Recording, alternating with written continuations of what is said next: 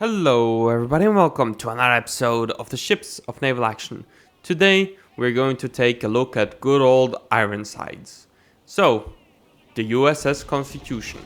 She is a classic, you would say. She is the oldest floating ship still in service, being launched in 1794 I believe.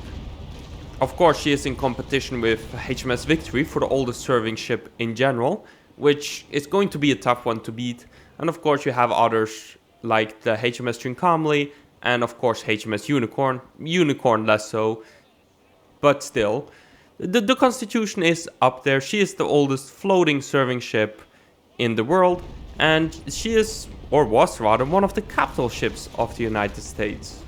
So of course the United States is quite a young country, and in 1776 I believe they declared their independence and the Revolutionary War started. In 1794 they would do the Naval Act, which would launch 6 frigates, one of them being the USS Constitution. She was designed by a Joshua Humphrey, and she was designed to be a heavy frigate. They ended up mounting 24-pounders on her, so she was a heavy frigate indeed. She would quickly see action with her heavy armament, as in late May 1798, as President John Adams would order all ships to sea, which would of course include the USS Constitution, where the Constitution would spend her time escorting merchant convoys and hunting down French privateers, since this was the Quasi-War with the French. The USS Constitution would also end up in a duel with a British ship, the HMS Santa Margarita. However, this would not be a gun duel, but a sailing duel where, well, the Constitution would win.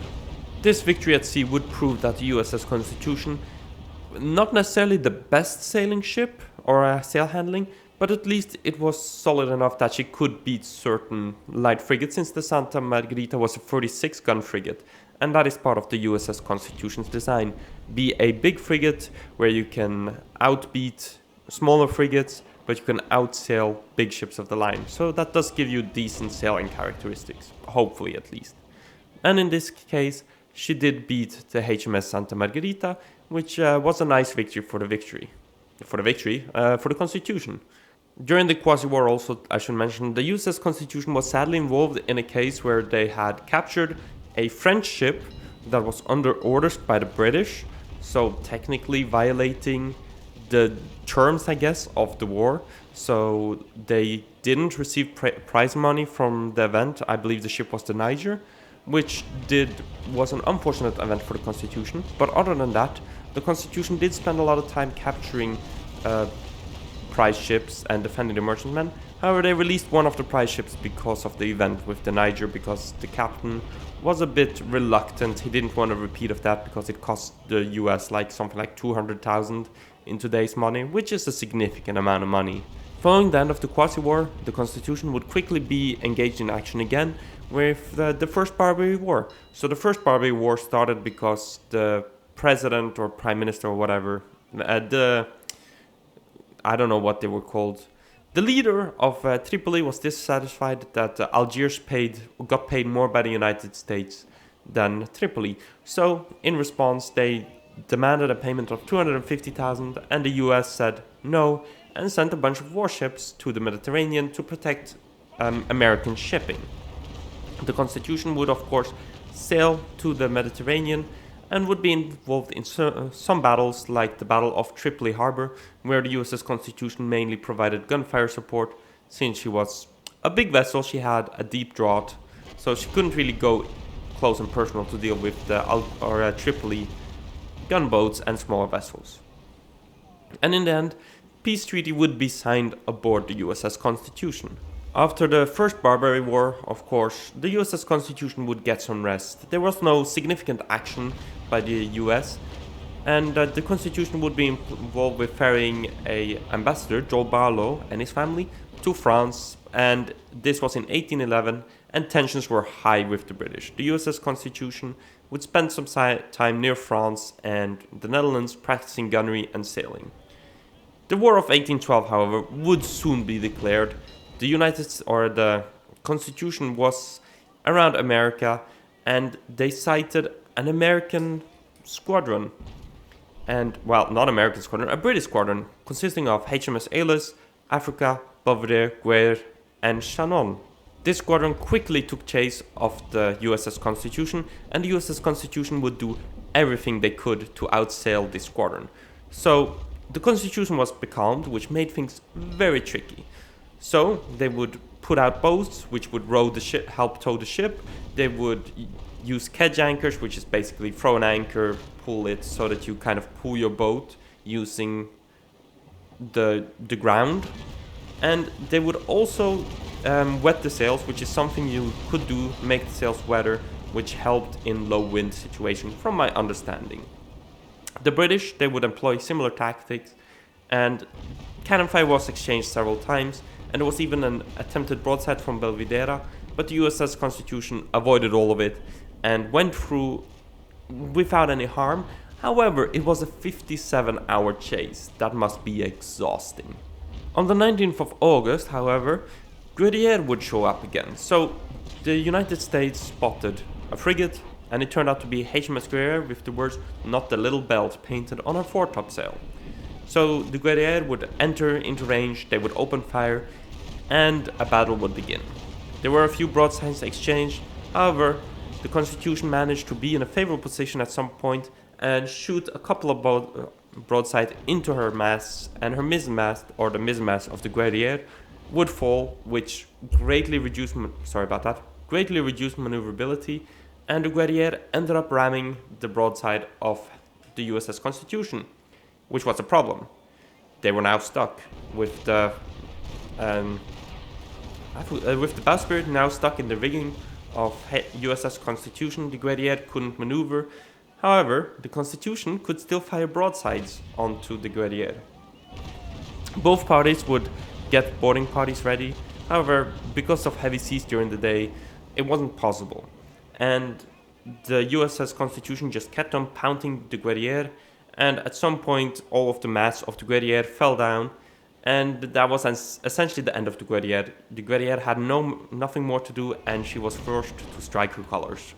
The USS Constitution would continue to fight against British frigates with an engagement with the HMS Java, and the HMS Java ended up quite similar to the battle with Guerriere, in that the Java ended up tangled with her bowsprit in the USS Constitution. However, they managed to get free, and there was a strong battle. However, Java ended up having to surrender as she was beaten down badly. She was, by the USS Constitution, determined to be not fit for purpose anymore, and she was burnt. During the battle, the USS Constitution lost her helm, and before they burnt the Java, they took her helm and put that on the USS Constitution. And the USS Constitution would take this opportunity to head over to Boston, or after this fight, head over to Boston for extensive repairs after a couple of battles. This event is also the third time a British frigate was lost to an American. So the British at this point said that no frigates are going to go one-on-one fights against any of the United States frigates. It was only to be done by heavy frigates or ships of the line. Nearing the end of the War of 1812, the USS Constitution would also capture HMS Ceyenne and HMS Levant.